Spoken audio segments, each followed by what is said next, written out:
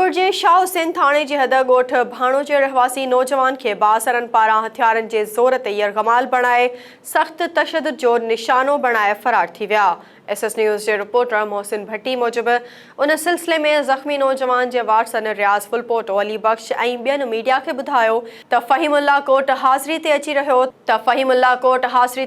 हो त मुख़ालिफ़ धुर जे बासरनि उबैदुल्लाह फुलपोटो, ख़ुदा बख्श ऐं अल्लाह बख्श समेत 10 खां वधीक माण्हुनि खे हथियारनि जे ज़ोर ते यरग़माल बणाए सख़्त तशद्दुद जो निशानो बणाए मर्निंग करे 17,000 रोक रक़म ऐं मोबाइल फ़ोन फुर करे फ़रार थी विया।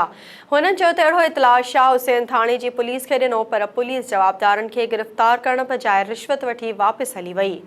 हुननि चयो त बासर जवाबदारनि सदन ज़मीन ते कब्ज़ो कयो आहे, माण्हू बि क़त्ल कया आहिनि जिन जा केस कोर्ट में हलंदड़ आहिनि। जवाबदार केस तां हथ खणण लाइ मौत मार धमकियूं ॾेई रहिया आहिनि, नोटिस वरितो वञे।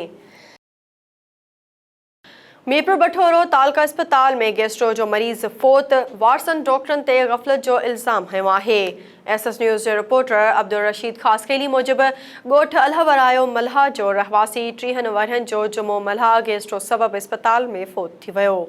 फौती जे वारिस इल्ज़ाम हयो आहे त गुज़िरियल राति 2 वॻे अस्पताल में आयासीं, कंपाउंडर मरीज़ खे ड्रिप लॻाए चयो त हाणे मरीज़ ठीकु आहे, तव्हां भली ॻोठ खणी वञो, जेको बाद में फौत थी वियो।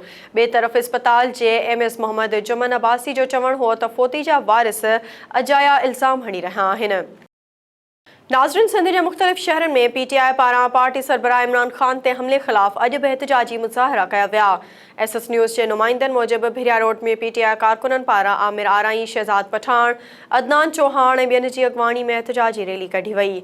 उस्मान शाहुरी में PTI अॻवान ग़ुलाम मुस्तफ़ा मीरजत, ख़ालिद निज़ामानी, तस्लीम राजपूत ऐं ॿियनि जी अॻवानी में प्रेस क्लब वारो एहतिजाज कयो वियो।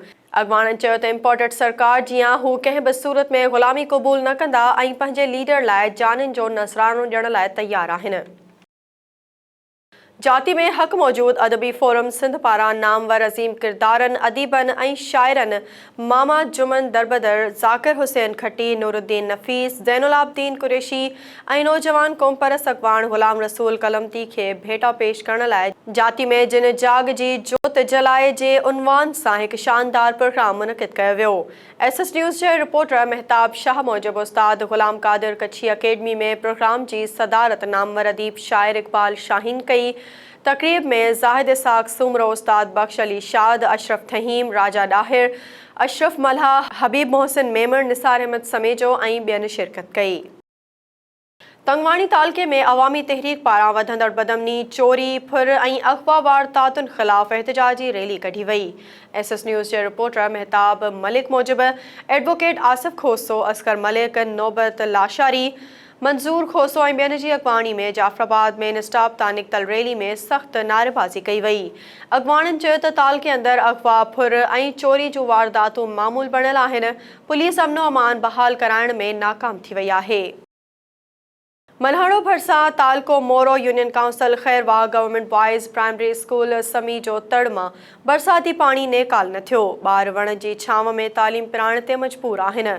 SS न्यूज़ जे रिपोर्टर वाहिद बख्श लाशारी मूजिबि बरसाति जो पाणी नेकाल न थियण करे उस्ताद, शागिर्द ऐं शागिर्दियाणियूं सख़्त मुश्किलातुनि खे मुंहुं ॾींदे वण जी छांव में तालीमी सरगर्मियूं जारी रखण ते मजबूर आहिनि।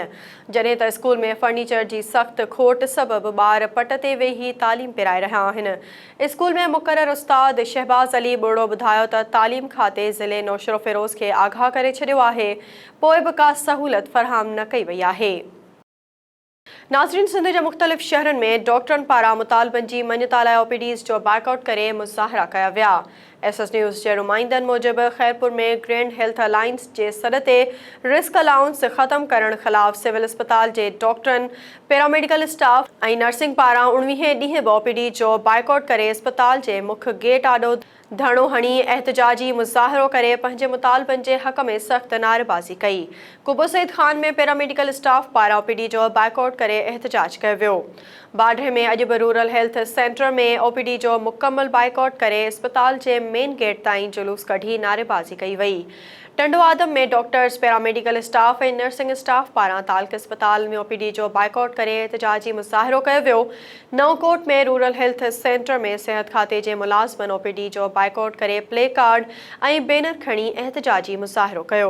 अॻवाननि जो चवणु आहे त सीएम सिंध जे हुक्मनि ते सेक्रेटरी हेल्थ ख़ातिरी कराई त रिस्क अलाउंस समेत ॿिया मुतालबा जल्द मंज़ूर कया वेंदा, पर हू कयल ॻाल्हियुनि खां फिरी विया आहिनि। मुतालबा तस्लीम थियण ताईं एहतजाज जारी रखियो वेंदो। कुबो सईद खान में एसटीपी जे सर ते मुख़्तलिफ़ ॻोठनि जे ॿोॾि मुतासिर ॻोठाणनि वाहुर न थियण ते एहतजाजी मुज़ाहिरो कयो। एसएस न्यूज़ जे रिपोर्टर माशूक मक्सी मूजिबि ग़ुलाम नबी चन्ना, ग़ुलाम मुस्तफ़ा ब्रोही ऐं अब्दुल रहीम हैदरी जी अॻवानी में गवादर मोटरवे रोड ते असिस्टेंट कमिश्नर ज़ैनुलाब्दीन मक्सी जी नाजाइज़नि ख़िलाफ़ एहतजाजी मुज़ाहिरो कयो। उन मौक़े ते अॻवाननि मीडिया अॻियां दाहींदे चयो त असिस्टेंट कमिश्नर ॿोॾि मुतासिरनि जे हक़नि ते धाणा हणी वॾेरनि ऐं सिफ़ारिशी माण्हुनि खे राशन ॾेई रहियो आहे, फौरी तौर ते नोटिस वरितो वञे। भानसदाबाद में मच्छर कॉलोनी वाक़े ख़िलाफ़ जीएसएन महाज़ पारां एहतजाजी मुज़ाहिरो कयो वियो। एसएस न्यूज़ जे रिपोर्टर मोहम्मद अली मेमण, अयाज़ सोलंकी, ज़मीर सोलंकी, शान सिंधी, बशीर जलबाणी जी अॻवानी में प्रेस क्लब भानसदाबाद अॻियां एहतजाज कयो वियो। हुननि चयो त सिंध जे दिलि कराची में सिंधियुनि खे निंधणको करे मारियो पियो वञे। सिंध सरकार सिंधियुनि खे तहफ़ुज़ फ़राहम करण में नाकाम थी वई आहे। मातली लॻ ॻोठ हाजी ख़ालिक ॾिनो सिहतो में समाजी तंज़ीमुनि पारां मुफ़्त मेडिकल कैंप क़ाइमु कई वई। एसएस न्यूज़ जे रिपोर्टर नसीर सोलंकी मूजिबि Syed Naveed Qamar Zaman Shah trust, national Al Falah welfare trust ऐं ॿियनि जे ताउन सां हिकु ॾींहं वारी मेडिकल कैंप क़ाइमु कई वई, जंहिंमें कराची जे माहिर डॉक्टरनि मरीज़नि जो इलाज कयो ऐं मुफ़्त दवाऊं ॾिनियूं। कैंप में मलेरिया, टाइफाइड, हेपेटाइटिस बी ऐं सी जूं टेस्टूं पिणु कयूं वयूं। उन मौक़े ते मोहम्मद अली शेख मीडिया सां ॻाल्हाईंदे चयो त सैयद नवीद कमर शाह, हाजी हाशिम सेहतो, हाजी फैसल सेहतो, डॉक्टर भागचंद ऐं समीर रहमान वाहिदी बहितरीन ताउन कयो।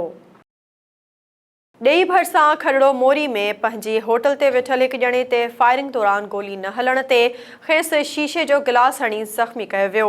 एसएस न्यूज़ जे रिपोर्टर अल्लाह बख्श जरवार मूजिबि ख़ैर मोहम्मद रुस्तमानी खे टंडे बाग़े वासी यूसुफ रुस्तमानी पिस्टल जा फायर करे ज़ख़्मी करण जी कोशिश कई। पिस्टल जो चैम्बर लॉक हुजण सबबि फायर न थी सघियो। शीशे जो गिलास हणी खेसि रतो रत करे फ़रार थी वियो। वाक़े बाद जवाबदार पोढ़े उर्फ़ यूसुफ रुस्तमानी ते ॾेई थाणे ते एनसी दाख़िल कई वई।